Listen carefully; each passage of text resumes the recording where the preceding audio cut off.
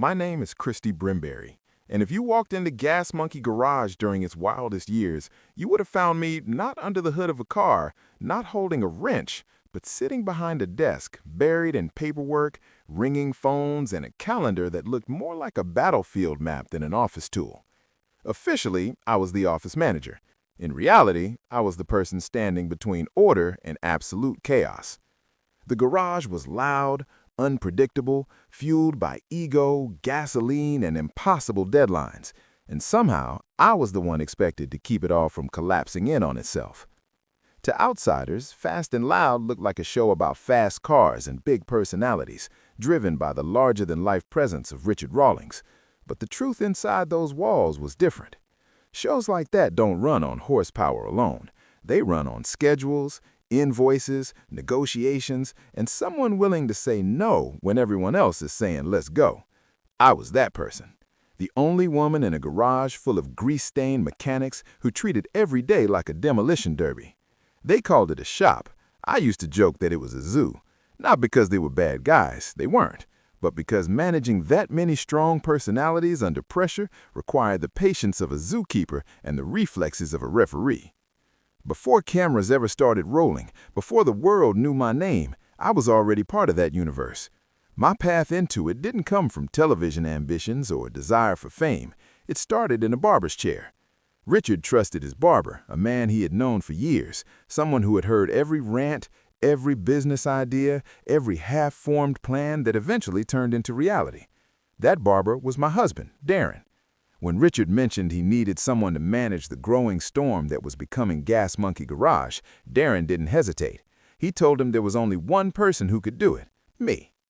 I wasn't a TV personality waiting for a spotlight. I had a background in management, a lifelong appreciation for cars, and a personality that didn't fold under pressure. Walking into that garage for the first time felt like stepping into a different ecosystem. The smell of oil, metal, and heat, the echo of tools slamming against concrete, voices competing to be heard over revving engines. It was intimidating, but not for long. Chaos doesn't scare you once you understand its rhythm, and I learned that rhythm quickly. My job wasn't glamorous. It was budgets that had to balance even when projects spiraled out of control. It was deadlines that couldn't move even when parts didn't arrive. It was negotiating with vendors, calming angry customers, tracking shipments, managing payroll, and somehow keeping Richard on a schedule when he operated at a speed that felt closer to a hurricane than a human being. Every day was firefighting. Problems erupting from directions you couldn't predict, decisions that had to be made immediately, consequences that landed on my desk whether I caused them or not. When the show premiered in 2012, something unexpected happened.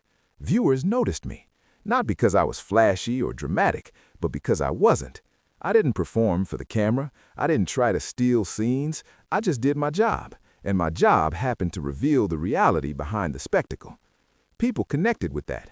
They saw someone who could push back against Richard when necessary, someone who didn't bend just because the boss wanted something done yesterday.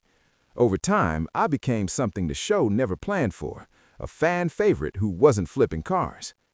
Inside the garage, roles were clear. Richard was the engine, the risk-taker, the guy willing to bet everything on a gut feeling.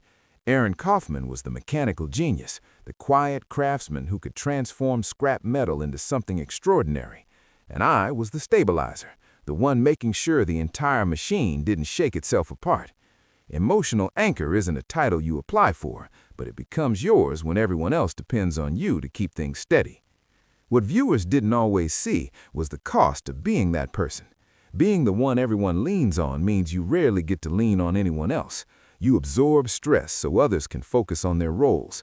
You smooth conflicts before they explode. You carry the weight of decisions that aren't entirely yours, but become your responsibility anyway. It's a strange position, invisible when things run smoothly, indispensable when they don't. Years passed in a blur of builds, deadlines, and filming schedules that left little room for anything else. Gas Monkey Garage wasn't just a workplace, it was a living organism that demanded constant attention. I had 6 kids at home, a marriage, a life outside those walls, but the garage had a way of pulling you in completely.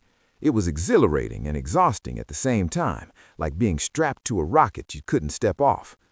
Fans saw the laughs, the arguments, the triumphs when a build came together at the last second. They didn't see the late nights balancing accounts after everyone else went home, the phone calls on weekends, the quiet moments of wondering how long anyone could keep that pace up without burning out. But at the time, none of that mattered.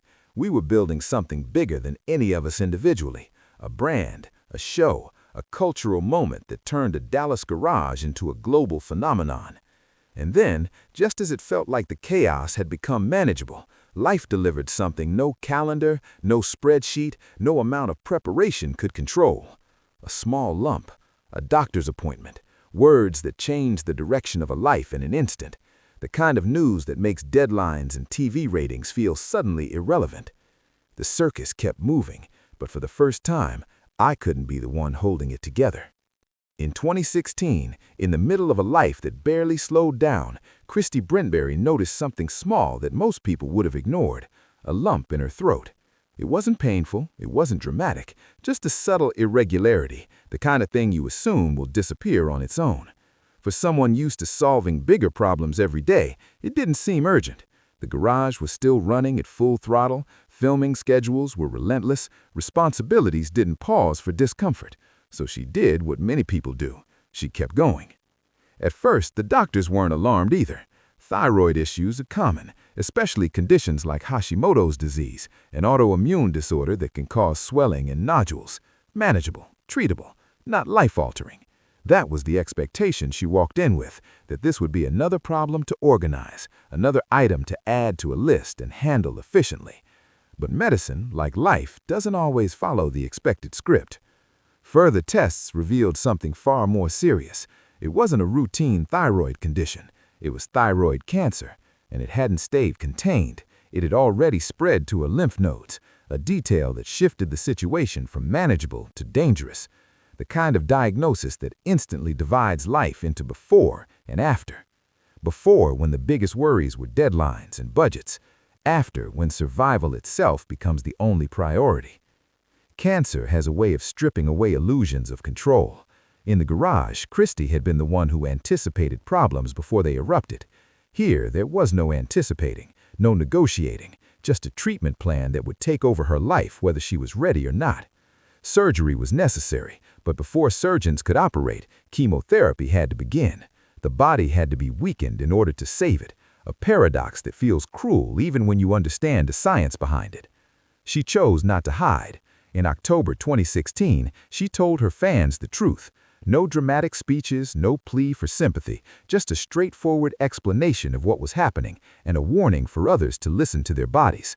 That honesty was consistent with who she had always been. She wasn't looking for attention. She was making sure no one else dismissed a symptom that could turn into something life-threatening. Chemotherapy is not cinematic in the way television portrays it. It's quieter, slower, filled with long hours where time seems to stretch and compress at the same time. It's fatigue that seeps into your bones, a fog that dulls the sharp edges of your personality. For someone whose energy had always been her defining trait, the exhaustion was almost as frightening as the disease itself. The woman who had once managed a garage full of chaos now had to conserve strength just to get through the day. When surgery finally came, it carried hope and risk in equal measure. The goal was clear: remove the disease, remove the affected lymph nodes, give her a chance to return to the life she had built. The procedure succeeded in removing the disease, but it left behind a complication that no one had anticipated. During the operation, a nerve connected to her voice box was accidentally damaged. The effect was immediate and devastating. Her voice, the tool she had relied on for everything from managing conflicts to commanding a room, was almost completely gone. Breathing itself became difficult, requiring a tracheostomy tube. Doctors warned that recovery could take months, possibly longer. Speaking, something most people never think about, suddenly became an uncertain future rather than a guarantee. Silence changes a person. For Christie, whose identity had been tied to communication, leadership, and presence, it was more than a medical setback. It was a loss of the self she had known for years. The garage moved forward without her. The show continued filming. Life didn't stop, even though hers had been forced into stillness. Fans noticed her absence quickly, but few understood the reality behind it. the long, quiet struggle happening away from cameras.